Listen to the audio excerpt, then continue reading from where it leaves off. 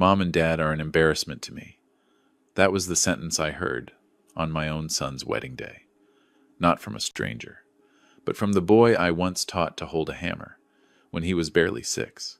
I stood in that brightly lit reception hall, holding a gift paid for by 30 years of labor, and I was quietly pushed toward the back door, like a mistake that needed to be hidden. I thought that humiliation was the lowest point of my life. I was wrong, because 15 months later, when he turned on the television, that was when he finally learned what it truly means to lose everything. Before I tell you what happened behind that door, if you're listening to this story right now, please subscribe to the channel and leave a comment letting me know where you're listening from. Every subscription, every share you make, helps stories like this avoid being buried in silence. And now, let me tell you how it all began on that very night. I still remember that moment clearly, right after those words were spoken. No one else in the reception hall heard it. Or maybe they pretended not to. The music kept playing. Crystal glasses kept clinking. Expensive suits kept moving around, as if nothing had happened. Only my wife and I stood still, like someone had just shut a door right in front of us. My son stood in the aisle, blocking the way. His voice dropped lower, but it didn't shake. He spoke fast and clean, like he was handling an inconvenience. He said, "We should leave through the back. Fewer people pass through there. It'll be less awkward for both sides." I looked into his eyes, trying to find something familiar. I found nothing except impatience. Mary tightened her grip on my hand. I could feel it growing cold. She was wearing her old light blue dress. She had pressed it carefully since early morning. I remembered her standing in front of the mirror for a long time, asking me if it looked too plain. I told her no. I told her she had always been the most beautiful woman. In our wooden house in Pennsylvania, I never thought to compare her to the women in that room. I never thought I needed to. In my hands was a wooden box.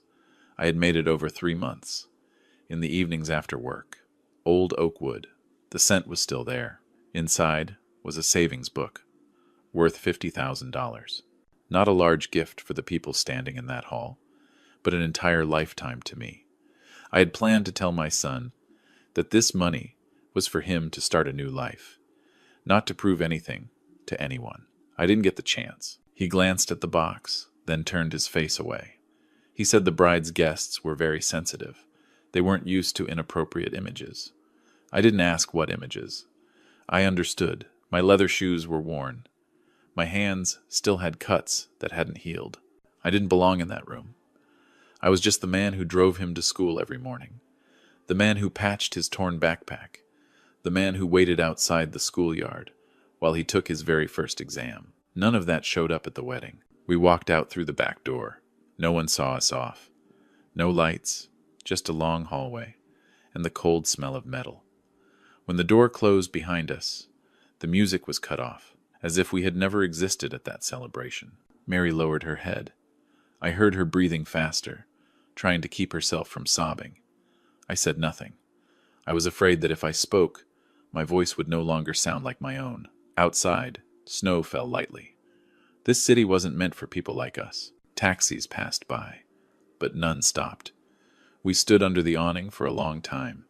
I took off my coat and placed it over Mary, even though I knew I'd be colder. She looked at me. Her eyes were red. Still, she nodded and thanked me, like she always did. We had been married 40 years. We were used to not asking more questions. On the way back to the cheap hotel a few blocks away, Mary asked me just one thing. She asked if we had done something wrong. I didn't answer right away. I thought about the long days in the wood shop, the late dinners because I came home late, the way we saved every dollar so our son could study somewhere better. I thought for a long time. Then I said no. I said we had done nothing wrong at all. But I don't know if she believed me. That night, I placed the wooden box on the table. I didn't open it. I just looked at the grain of the wood, the small knife marks I had intentionally left behind. They were traces of my hands. I thought about mailing the gift back. I thought about keeping it. In the end, I did nothing. I closed the lid and put it into the suitcase. The next morning, we left New York. No phone calls. No messages. I didn't expect any. But the silence still felt heavier than I thought it would. On the bus ride back to Pennsylvania, Mary fell asleep against my shoulder. I looked out the window, watching rows of bare trees slide past. I thought about our wooden house, the small piece of land behind it, where I once taught my son how to build his first chair. I didn't know when I had become something that needed to be hidden at that time. I still believed the humiliation at the wedding was the worst pain a father could endure. I didn't know it was only the beginning. I didn't know there were things closed off more tightly than that back door of the reception hall. And I certainly didn't know that my son's silence after the wedding, the silence that followed, would be the thing that changed everything. After that wedding, our wooden house grew quieter than it had ever been. Not the gentle quiet of rural Pennsylvania, but a silence with an empty space inside it. In the mornings, I still woke up early. I made coffee. I opened the wood shop behind the house. Mary still prepared breakfast the same way she always had. On the surface, nothing had changed, except for one thing that was gone: the ringing of the phone. At first I told myself my son just needed time. A wedding, a new job, a new life in New York. I repeated that to myself. Every time Mary paused near the phone, then turned away. A week passed, then a month, then fall came and went, dry leaves piling up at the entrance of the shop. No check-in, no explanation. The silence wasn't loud, but it wore things down slowly, like rain soaking into wood. I placed the wooden box on the highest shelf. I didn't want to see it, but I couldn't throw it away. Whenever I reached up there for something else, my hand would brush against the cold surface, and I'd remember the bright reception hall, the back door closing. Mary never brought it up. She just worked more in the garden, as if the soil could help her forget something. I knew she remembered. I just didn't know how. 15 months passed like that. We lived quietly, carefully. I took on a few small repair jobs nearby. I stopped driving far. I didn't need more money. I just needed the days to pass without trouble. Then one evening, Mary was washing dishes, and I was watching the local news when my phone vibrated. It wasn't a call, just a notification from a social media app I rarely used. The name Chloe appeared. I almost ignored it, but the small image beside the text made me stop. I opened it. A party, bright lights, fresh flowers, and on the table, between wine glasses and decorations, was my wooden box. They weren't using it to hold memories. They were using it as an empty decoration, stuffed with discarded things, just to match the table. I stared at the screen for a long time. I didn't feel anger right away. The first thing I felt was emptiness, as if the last thing connecting me to my son had just been shut, without a word. Mary stood behind me. She didn't say anything. I turned off the screen. We didn't talk about it, but that night I couldn't sleep. I sat in the workshop, a small light on looking at the stacked boards along the wall. I thought about what I could do, not to prove anything to my son, just to answer something for myself. The next morning, I drove north of town to the old forest. It had been neglected for years. People talked about big projects, turning it into housing. I don't understand big plans. I just knew that forest once held water after heavy rain, once protected the low land below. I used the money from the savings book, all of it. I didn't tell Mary until the paperwork was done. When I did, she only nodded. She said she trusted me. I began working there every day, not as an owner, but like a caretaker. I repaired old trails, put up small wooden signs, built a simple shelter where kids from the area could come, learn about the forest. I worked slowly. I worked solid. I didn't post anything online. I didn't tell anyone, except the people who lived nearby. During that time, I didn't know that in New York, my son was falling into another spiral. The calls I never received, the messages never sent, all of it hid a truth. Logan was in trouble, and he chose the easiest way out. He went looking through old papers at home, old authorization forms, the ones I had signed years ago when he was still a child who needed me to step in for him. I found out by accident. A letter arrived from the local bank, asking about the mortgage status of the property. I read it again and again. My son's name was there, under a signature that looked like mine, but wasn't. I didn't call him right away. I didn't want to believe it. I spent several days checking everything, one document at a time. Each page peeled back another layer of truth. When I was sure, I didn't yell. I didn't break anything. I just sat down. For a long time, I thought about the wedding day, the wooden box, the way he had looked at me, like a burden that needed to be hidden. That was when I understood. The 15 months of silence weren't distance. They were a decision. That evening, I told Mary. She didn't cry. She just sat still, her hands resting on the table. After a while, she asked what I was going to do. I said I didn't know yet, but I knew one thing. I wouldn't stay silent anymore, not for revenge, but to protect what we had built, with our entire lives. And when I returned to the forest the next morning, watching the water flow steadily beneath the trees, I had no idea that just a few months later this place would become something the whole country would have to see. I only knew I was standing on the line between letting go and moving forward. And this time, I chose to move forward. I never thought that forest would end up on the national news. To me, it was just the place I went every morning to check the wooden signs, clear leaves off the trails, and sit quietly, listening to the wind move through the trees. I was used to doing things no one noticed. I was also used to not being named. Then the rainy season came early. The rain was long, heavy, and steady. Not loud, but relentless.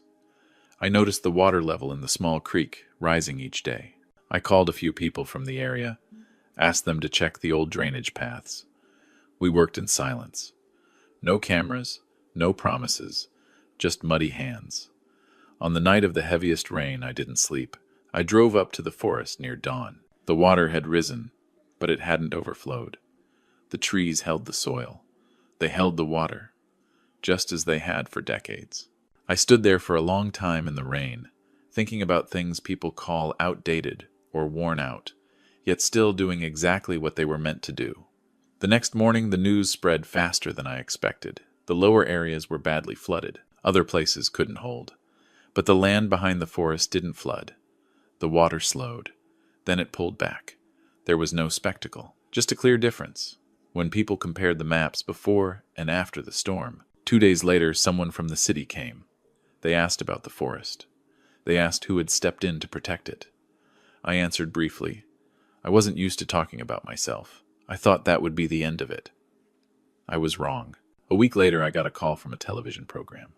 They said they wanted to tell a story about the American spirit. I didn't understand why they chose me. I told them I was just a carpenter. There was a short pause on the other end. Then they said, "That was exactly why." I looked at Mary. She didn't speak, but her eyes told me I should go. On the day of filming, I wore my old jacket. I didn't bring the wooden box. I only brought my hands. When the cameras turned on, they asked me why I did it. I hadn't prepared an answer. I just told the truth. I said I didn't want to see the land closed off to the people who had lived with it their whole lives. I said some things: if you don't protect them when you can, you don't get a second chance. The program aired on a weekday evening. I didn't watch it. Mary did. She called me into the living room when the host said my name. I stood behind the chair. I didn't sit down.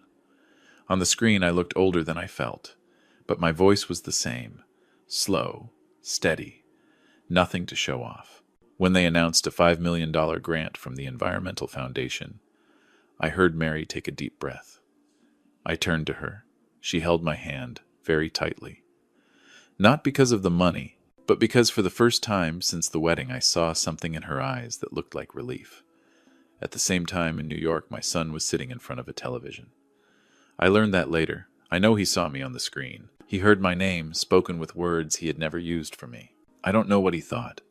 I only know that in that moment, the two worlds he tried so hard to keep separate, he touched. The contrast came quickly. While I received thank you letters from people I had never met, Logan received another call. Not congratulations. A notice. His company needed someone to take responsibility. Financial misconduct came to light. Not because of me, but because of the people who had stood beside him all along. His wife's family chose silence. And in that silence, Logan was pushed forward. I didn't feel happy when I heard the news. I didn't feel satisfaction. I just felt tired. Mary asked if I should call our son. I said not yet, not because I was angry, But because I knew some calls, if they come at the wrong time, only shut doors tighter. In the days that followed, more people came to the forest. Children, teachers, people who wanted to help. I used the money to expand the small center. I hired locals. I paid them fairly. I did everything the way I always worked with wood. Measure carefully, cut slowly, join it solid. I wasn't in a hurry. One afternoon, while I was fixing a small wooden bridge, my phone vibrated. Logan's name appeared. I stared at the screen for a long moment. I didn't answer right away. I let it ring. Then I turned it off. I knew that call would come. And I also knew, this time, it wasn't to send me out the back door. That evening, Mary asked if I was afraid. I asked her what she meant. She said, afraid to face him. I thought for a moment, then I said yes, but I was more afraid of continuing to pretend that nothing had ever happened. I've lived long enough to know that some climaxes don't arrive with shouting. They come in the quiet before the confrontation. When I turned off the light in the woodshop and locked the door, I knew the next chapter had begun. Not on television, not in the forest, but right there, in the place where I once taught my son how to hold a piece of wood straight. And this time, I would not turn away. They came on a cloudy morning when my workshop still smelled of fresh-cut wood. I was planing a tabletop when I heard a car stop at the gate. I didn't need to look up. Some sounds. You hear them enough times, you never forget. Logan stepped out first. He looked thinner, his shoulders slumped. That quick, upright walk was gone. Chloe followed behind him. Large sunglasses covered half her face. She paused for a moment, looking around, like she had stepped into a place that didn't belong to her. I didn't rush. I wiped my hands on a rag, set my tools down, then turned around. No one said hello right away. The silence stretched long enough for me to hear the wind slip through the door cracks. Finally, Logan spoke. His voice was lower than I remembered. He said he had been thinking a lot. He talked about pressure, about mistakes, about how things had gone too far. Chloe stood beside him, nodding at the right moments, like it had been rehearsed. They apologized. No drama, no kneeling, just carefully arranged sentences. I listened. I didn't interrupt. I looked into my son's eyes. I wasn't searching for regret. I was searching for truth. And what I saw was fear. Logan said he needed help. He said there was an agreement that needed my signature, just temporary. Just to wrap things up, Chloe pulled a stack of papers from her bag and placed it on the wooden table I was still working on. White paper against rough wood. Two worlds that had never really touched. I didn't pick it up. Instead, I led Logan to the back of the workshop. There was natural light there. The smell of wood. Things I understood. I held up my hands. Old scars layered over each other. I told him everything in this shop had been made with these hands. I said, scars like these can heal. But some things can't. Logan lowered his head. Chloe stayed by the doorway. She didn't come any closer. I turned back and looked straight at my son. I told him I knew about the old documents. I told him I had seen the signature that wasn't mine. I didn't raise my voice. I didn't accuse him. I just told the truth. One sentence at a time, slowly. The air changed immediately. Logan looked up, eyes wide. Chloe took a step forward, then stopped. I told them I had enough proof. I said I didn't want to use it, but I also wouldn't let things stay hidden anymore. I gave them two choices. Logan could come forward himself, tell the truth, take responsibility, or I would take those documents to the place they belonged. No one answered right away. Chloe spoke first. She talked about her family, about reputation, about what would be destroyed if this came out. I listened, then shook my head. I said some things had been broken for a long time. People just pretended not to see it. Logan started to shake. Not from the cold. He asked me if I still saw him as my son. That question stopped me. I thought about the years behind us, about the boy who once sat on a wooden bench in this shop, his feet not even touching the floor. I told him I had never stopped seeing him as my son. But being a son doesn't mean being protected from consequences. In the end, Logan nodded. Just once, very lightly. Chloe turned her face away. She didn't say another word. They left shortly after that. No hugs, no promises. Just a silence heavier than the one they arrived with. The days that followed moved slowly. Logan did what he said he would do. I didn't watch every step. I only received updates when necessary. Mary asked me if I was okay. I told her I was. Not because everything was finished, but because at last I wasn't carrying silence for someone else. One afternoon, I went back to the forest. I walked the trail, looked at the newly replaced wooden signs. Children were learning at the small center. Their laughter carried through the trees. Not loud, but real. I stood at a distance. I didn't join in. I thought about Logan. I thought about Chloe. I thought about how some lessons can't be taught with words. When I got home, Mary was sitting at the table reviewing drawings for the woodworking school we planned to build. She looked up and smiled softly. Not a smile of victory, just the smile of someone who had waited a long time for the right thing to happen. That evening, I locked the workshop early. I knew the story wasn't over, but the greatest climax had passed. Not on television, not in front of a crowd, but inside an old workshop where a father finally said what needed to be said, and a son had nowhere left to hide. After that morning, our lives didn't return to what they were. They moved in a different direction. Slower, clearer. Logan followed through on the path he chose. No quiet deals were signed. No back doors were opened for him anymore. The consequences came without noise, but they came for sure. I didn't step in to protect him. I didn't stand aside feeling victory or defeat either. I just kept the necessary distance, so things could unfold the way they needed to. Mary asked if it weighed on my heart. I said yes, but it was the weight of truth, not regret. Some things, if you don't let them fall to the ground, they just hang there, draining you. I learned that from years of working with wood. If a board is warped, you lay it down and let time straighten it. Logan began doing community labor in the forest. No one arranged an easier spot for him. He cleared trails, fixed fences, did work he had never imagined himself doing. I didn't see him often. When I did, we didn't talk much. Just brief nods.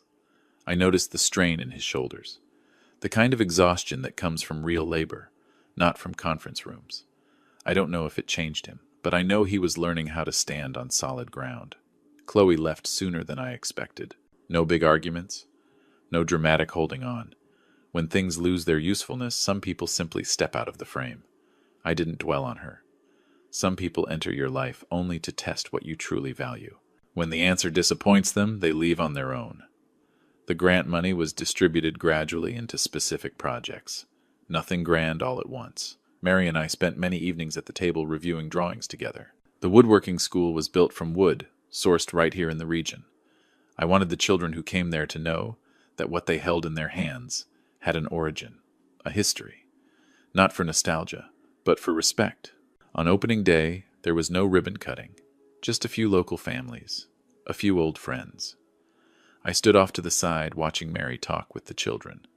She smiled more than before, not the kind of smile that hides things, but the kind that returns after a long stretch of silence.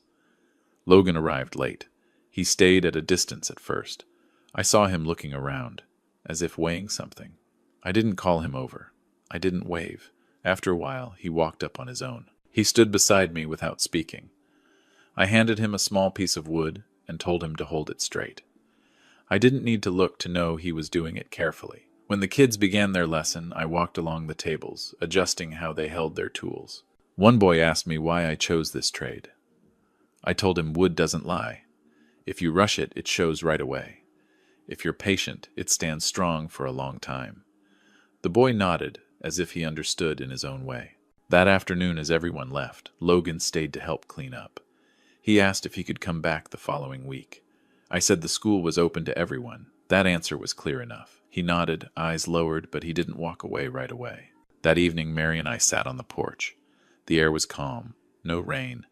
I thought about the wedding in New York, the back door, the wooden box that had once been placed where it didn't belong. I didn't feel heavy anymore, not because everything had been fixed, but because I was no longer holding on to things that didn't want to stay. Logan stood in the yard for a moment, then stepped onto the porch. He said thank you. No explanations, no excuses. Just two simple words. I nodded. I didn't need more. Some apologies only matter when they're followed by steady action, not a single moment. After he left, Mary rested her head on my shoulder. She said she felt lighter. So did I. We didn't talk about the distant future. We just sat there listening to the insects in the night, like we did in the early years after we first moved here. If someone asked me what the lesson of this story is, I wouldn't talk about money or status. I'd talk about roots, about what you stand on when the lights go out. I was pushed out of a wedding for being called an embarrassment, but in the end I learned this. Not everyone who walks in silence is a loser. Some people build their entire lives with rough hands, never stepping onto a big stage. But when everything collapses, they're the ones still standing, steady enough to hold on to what truly matters. And if there's anything I can leave my son, it isn't money. It's the understanding that real value doesn't come from where you brag about belonging, but from the place you're willing to return to when there's nothing left to hide. My story likely ends here. Thank you for taking the time to listen. If this story made you think about family, about roots, or about things once left behind, please tap like to support. Subscribe so you don't miss future stories, and share it if you believe someone else needs to hear this. Your support helps honest stories like this continue to be told. Thank you for staying.